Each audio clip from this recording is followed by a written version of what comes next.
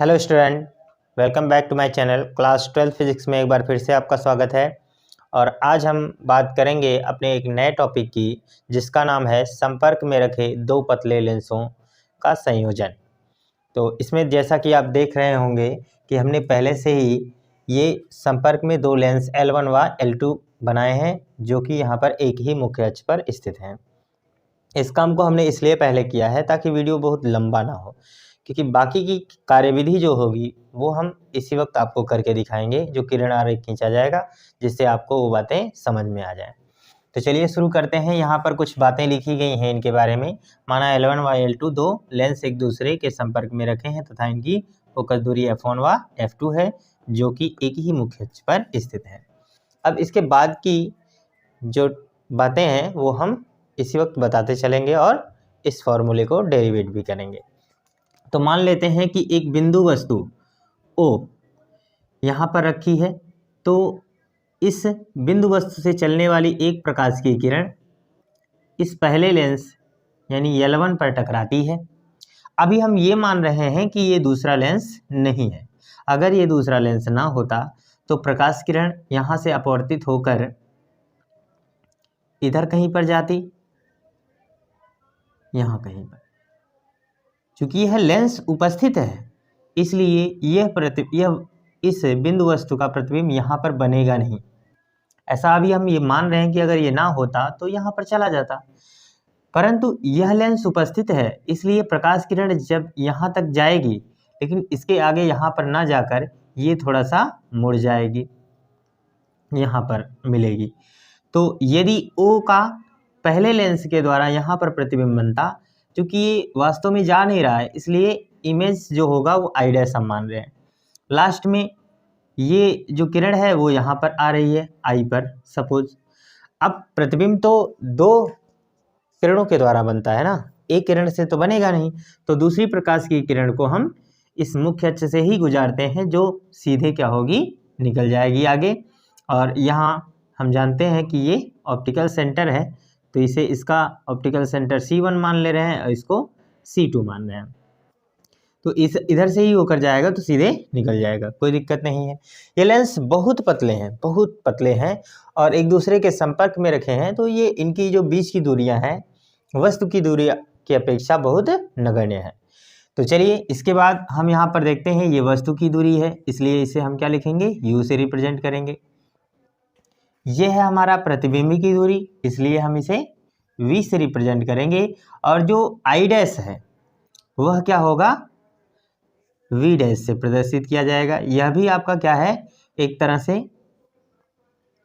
प्रतिबिंब ही है, परंतु ये काल्पनिक है, इसलिए इसकी दूरी को भी हम क्या कर रहे हैं, काल्पनिक यानी V डैश मानकर चल रहे हैं। हालांकि ये जो V डैश है यह दूसरे लेंस के लिए आभासी वस्तु का कार्य करे जाएगा, वस्तु की दूरी का काम करेगा, और ये आभासी वस्तु। तो चलिए सबसे पहले यहाँ पर लिखते हैं कि माना L1 लेंस बिंदु वस्तु O का प्रतिबिंब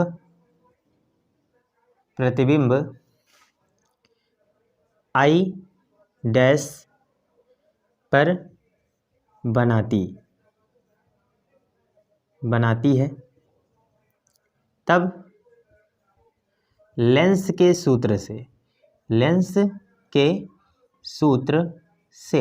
अब आपका लेंस का सूत्र होता है कि 1/V माइनस 1/U बराबर होता है 1/F। ये तो हमारा मानक फार्मूला है, लेकिन अभी यहाँ पर आप देखिए, इस बिंदु वस्तु के लिए वस्तु की दूरी तो U है, ठीक है, लेकिन इस L1 लेंस के लिए यहाँ प्रतिबिंब की दूरी क्या है, V डैश है। इसलिए हम यहाँ पर लिख लेंगे L1 लेंस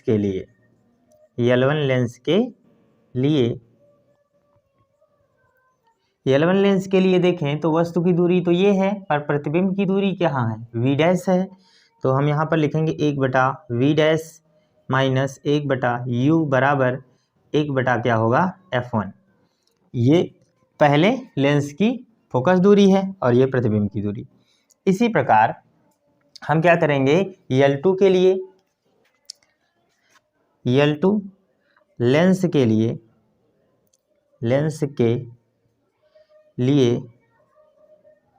I डैश आभासी वस्तु का कार्य करेगा, वस्तु का कार्य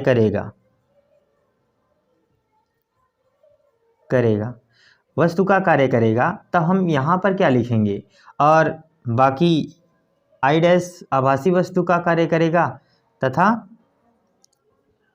I प्रतिबिंब होगा, I अंतिम प्रतिबिंब होगा, ऐसा लिख सकते हैं, अंतिम प्रतिबिंब है। तो यहाँ पर क्या लिखेंगे, पहले 1/, आपका यहाँ पर हो जाएगा प्रतिबिंब की दूरी, पहले 1/, क्या हो जाएगा v माइनस यहाँ पर फिर वस्तु की दूरी होती है, वस्तु की दूरी अब की बार क्या होगा 1/v डैश बराबर, और इसका क्या होगा f2। ये हमारा इक्वेशन नंबर फर्स्ट है और इसे लिख देते हैं इक्वेशन नंबर सेकेंड। अब क्या करेंगे, समीकरण 1 और 2 को जोड़ देंगे, क्योंकि लेंस रखे हुए जुड़े हुए हैं तो हम इन समीकरणों को भी क्या करें, जोड़ दें। समीकरण 1 व 2 को जोड़ने पर यदि जोड़ेंगे तो यहाँ पर क्या हो जाएगा, ध्यान दीजिए, यहाँ पर 1/v डैश प्लस में है, यहाँ पर 1/v डैश माइनस में है, तो कट जाएगा, और यहाँ पर बचेगा आपका 1/v माइनस, और यहाँ पर क्या हो जाएगा 1/u बराबर, इस साइड में क्या हो जाएगा 1/f1 प्लस 1/f2।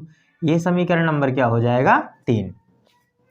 अब हम यह मान लें कि यदि एक ऐसा लेंस हम लाएं जिसकी क्षमता इन दोनों लेंसों के योग के बराबर हो, और वह O बिंदु का प्रतिबिंब कहाँ पर बना दे, I पर बना दे, तो उस बड़े से लेंस की जो क्षमता होगी इन दोनों लेंसों की क्षमता के बराबर होगी। तो हम यहाँ पर लिख सकते हैं, यदि एक F फोकस दूरी का लेंस लें जो O का प्रतिबिंब I पर बना दे, तब हम क्या कह सकते हैं, तब ये हो जाएगा 1/f बराबर हो जाएगा 1/v माइनस 1/u के, और हम यहाँ पर ये कहेंगे, ये समीकरण नंबर क्या है 4 है। तो यहाँ पर लिखें समीकरण 3 व 4 से, समीकरण 3 व 4 से, तो देखिए अगर यह पक्ष यहाँ पर भी देखिए 1/v माइनस 1/u बराबर 1/f1 प्लस 1/f2 है, तो इसके बराबर ये है, तो यहाँ पर ये हो जाएगा 1/f बराबर 1/f1 प्लस क्या हो जाएगा 1/f2। तो इस तरह से हम इसकी फोकस दूरी को ज्ञात कर सकते हैं। यदि एक से और अधिक लेंस संपर्क में रखे हों तो हम यहाँ पर लिख सकते हैं, इसी प्रकार अनेक लेंसों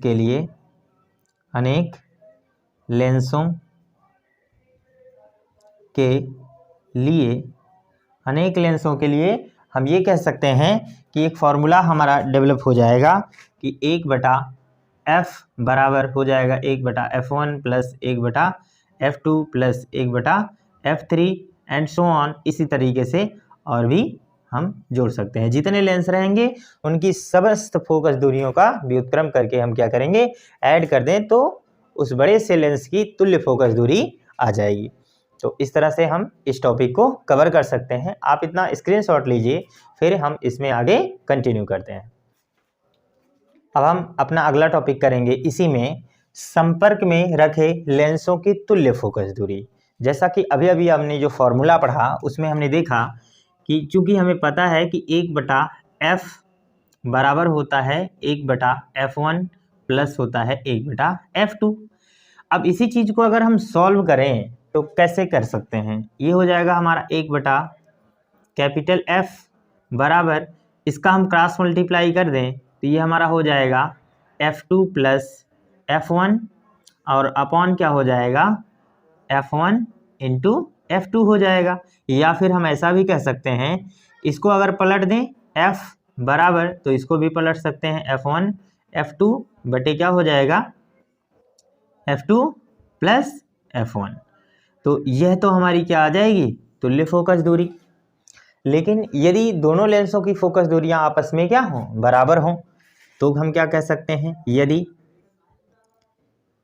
F1 बराबर हो किसके F2 के हो, तब हम यहाँ पर कह सकते हैं कि F बराबर यहाँ पर और यह भी बराबर किसके हो जाए F के।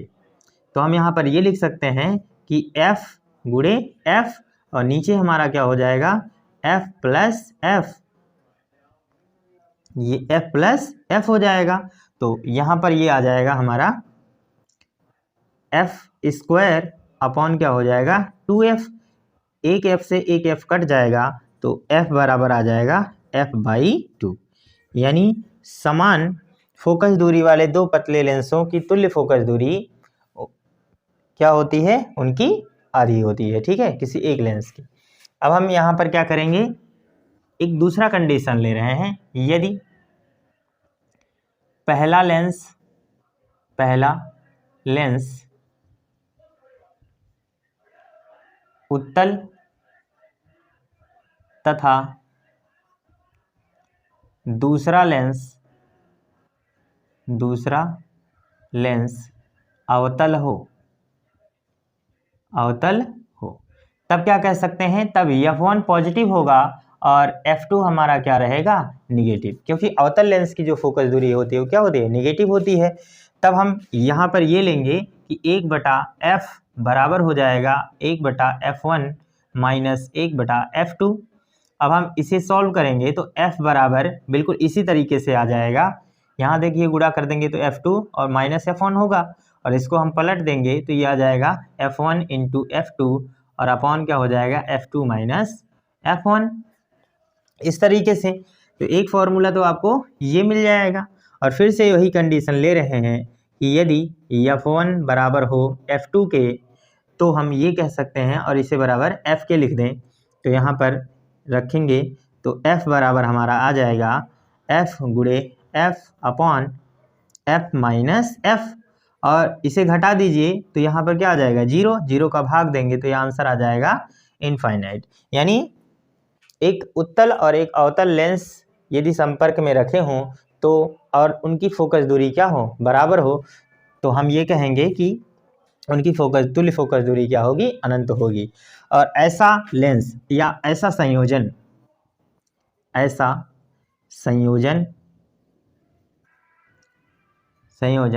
एक समतल प्लेट की भांति व्यवहार करेगा। ऐसा संयोजन क्या करेगा, एक समतल प्लेट की भांति व्यवहार करेगा, ठीक है। तो इस तरह से हम अपने इस टॉपिक को भी कवर कर सकते हैं। आप क्या करिए, इतना स्क्रीनशॉट लीजिए, फिर हम इसी में एक टॉपिक और करेंगे, लेंस की क्षमता, पावर ऑफ लेंस।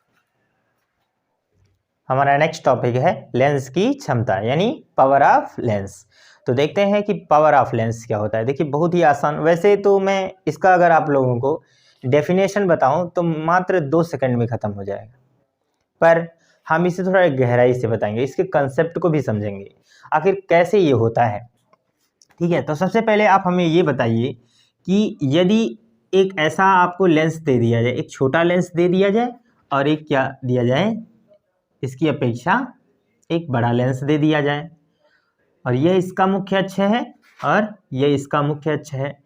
यदि इसके किनारे पर एक प्रकाश किरण यहाँ पर आए और ये यहाँ पर आए तो ये प्रकाश किरणें यहाँ पर इसकी दूसरी फोकस से होकर जाएंगी और अगर यहाँ से मैं प्रकाश किरणों को डालूं इस पर तो यह प्रकाश किरणों को यहाँ कहीं पर क्या करेगा, फोकसित करेगा, ठीक है। तो ये इसकी फोकस दूरी है और ये क्या है, इसकी फोकस दूरी है। हम इसे f1 कह दें और ये कह दें f2।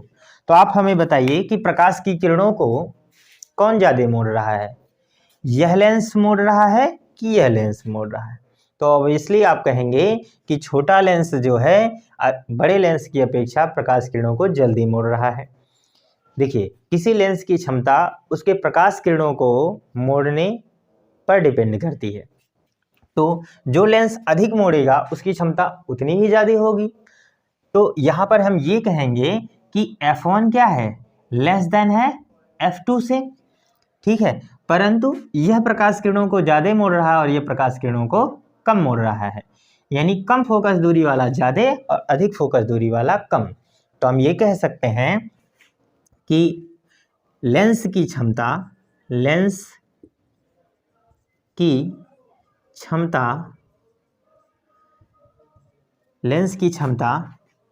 फोकस दूरी के व्युत्क्रमानुपाती होती है, व्युत्क्रमानुपाती होती है। अब हम कह सकते हैं, इसे P से प्रदर्शित करते हैं, इसे P से प्रदर्शित करते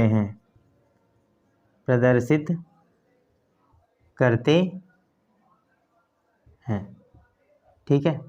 तो अब हम यहाँ कहेंगे तो ये हो जाएगा P is inversely proportional 1/f।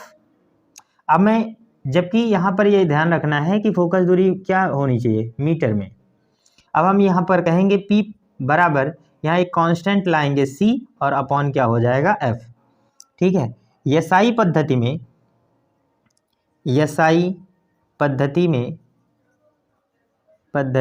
में C बराबर क्या होगा, 1। तो मैं कह सकता हूँ कि P बराबर क्या हो जाएगा, 1/f, जबकि ये क्या होना चाहिए, मीटर में होना चाहिए। तो ये हमारा क्या है, लेंस की क्षमता का फॉर्मूला है। अब लेंस की क्षमता का मात्रक क्या होता है, डायोप्टर। क्या होता है, डायोप्टर। इसे हम क्या करते हैं, D से रिप्रेजेंट करते हैं, डायोप्टर D होता है, ठीक। तो ये है लेंस की क्षमता।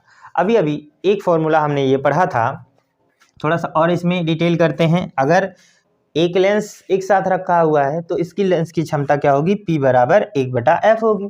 अब हम ये कहें कि यदि एक से अधिक लेंस एक दूसरे के संपर्क में रखे हों तो हम क्या कहेंगे, चूंकि हमें पता है कि 1/f बराबर होता है 1/f1 plus 1/f2 plus 1/f3 plus dot dot इसी तरह से। तो हम लिखेंगे, इस फॉर्मूले का यूज़ करें तो 1/f बराबर क्या होता है, P हो जाएगा, और ये क्या हो जाएगा तब, P1 plus P2 plus P3 and so on, इसी तरह से आगे भी होगा, ठीक है। तो ये होगा हमारा अनेक लेंसों की क्षमता का फॉर्मूला, ठीक है। अब यहीं पर हम ये समझते हैं आवर्धन क्षमता, मैग्नीफाइंग पावर। यदि हम किसी एक वस्तु का प्रतिबिंब अनेक लेंसों के द्वारा प्राप्त करें तो उनकी तुल्य आवर्धन क्षमता जो होती है उनके अलग अलग आवर्धन क्षमताओं के गुणनफल के बराबर होती है। तो हम यहाँ पर ये लिख भी लेते हैं, यदि किसी वस्तु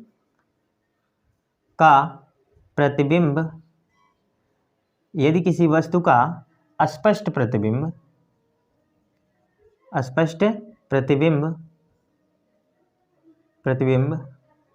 एक से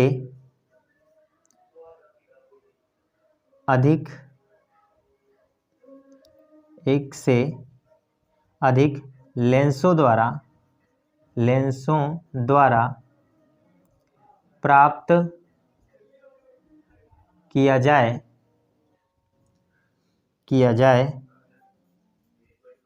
तब संयोजन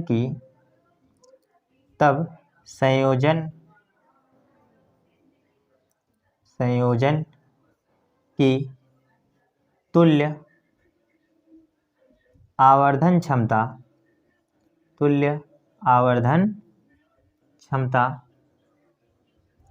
तुल्य आवर्धन क्षमता जो होगी वो m बराबर m1 गुणे m2 गुणे m3 गुणे इसी तरह से आगे भी। तो जितने भी लेंस लगे रहेंगे उनकी अलग अलग आवर्धन क्षमताओं के गुणनफल के क्या होगा, बराबर होगा। तो इस तरह से हम अपने इस लेक्चर को भी कंप्लीट करते हैं यहीं पर। तो मिलेंगे आप लोगों से अगली क्लास में, तब तक के लिए goodbye. Thanks for watching this video. I will see you again next video. और हाँ भाई, लाइक करके जाना।